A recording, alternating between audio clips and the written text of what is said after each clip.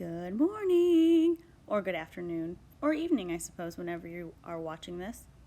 So, this is Mrs. Walker, and I hope you guys are doing amazing. Happy Monday.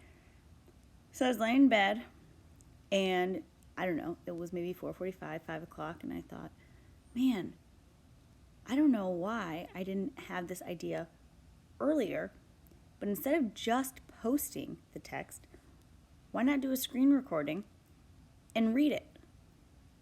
Put it on my YouTube channel. Here you go. So we're going to try this.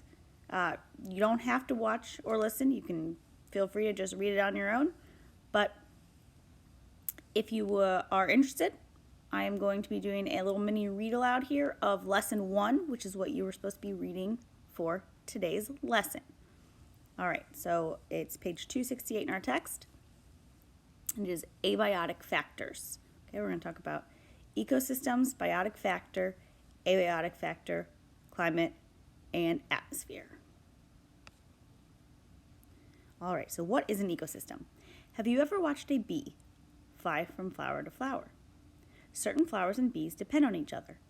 Bees help flowering plants reproduce, and in return, flowers provide the nectar that bees use to make honey. Flowers also need non-living things to survive, such as sunlight and water. For example, if plants don't get enough water, they can die.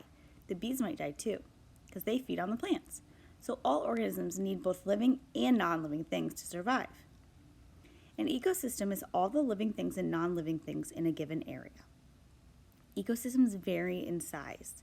An entire forest can be an ecosystem, and so can a rotting log on the forest floor. Other examples of ecosystems include a pond, a desert, an ocean, in your neighborhood. Biotic factors are the living things in an ecosystem. Remember that bio, we've talked about bio means life, like biology, study of life.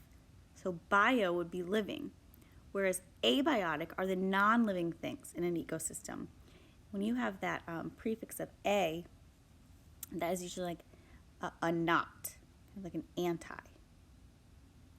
Like symmetrical things, you could fold in half and it would be exact reflection, exact mirror reflection of each side. But if it's asymmetrical, then it's not. So not living, such as sunlight and water. Biotic factors and abiotic factors depend on each other. If just one factor, either abiotic or biotic, is disturbed, then other parts of the ecosystem are affected. For example, severe droughts or periods of water shortages occurred in Australia in 2006. Many fish in rivers and lakes died, while the animals that fed on the fish had to find food elsewhere. A lack of water is an abiotic factor. Affected biotic factors in the ecosystem, such as the fish and the animals that fed on the fish.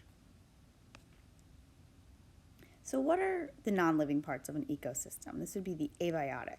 Some abiotic factors in an ecosystem are shown in figure 1. Think about how these factors might affect you. You need sunlight for warmth, and you need air to breathe. You'd have no food without water and soil. So these non-living parts of the environment affect all living things. The sun.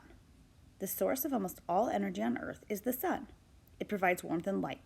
In addition, many plants use sunlight and make food, as you'll read in lesson 3. The sun also affects 2 other abiotic factors, climate and temperature. Climate. Polar bears live in the Arctic. The Arctic has a cold, dry climate. Climate describes average weather conditions in an area over time.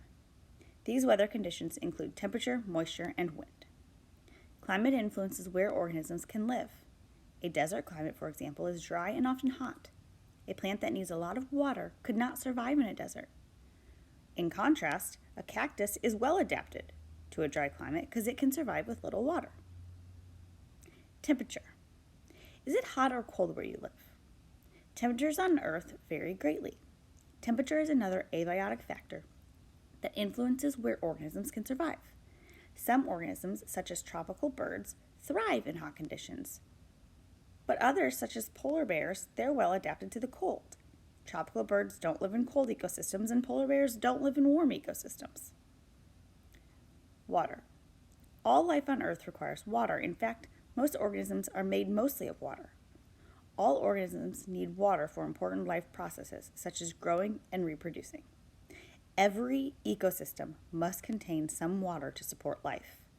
Remember when we were doing the solar system, presence of liquid water, usable water, was one of the three things that was necessary in order for life.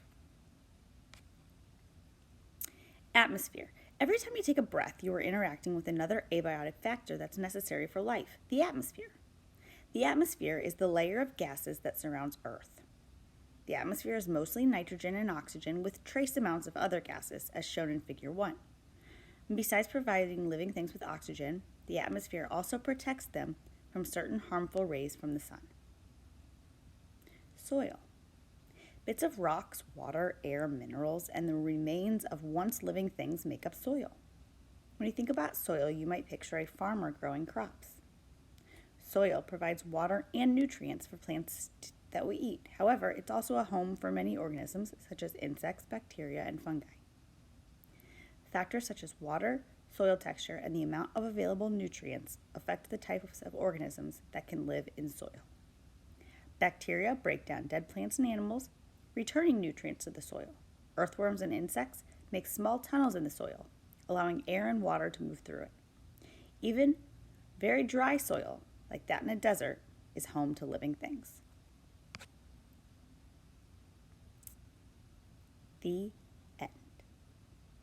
All right, continue on with what's on Canvas, and I will catch up with y'all later.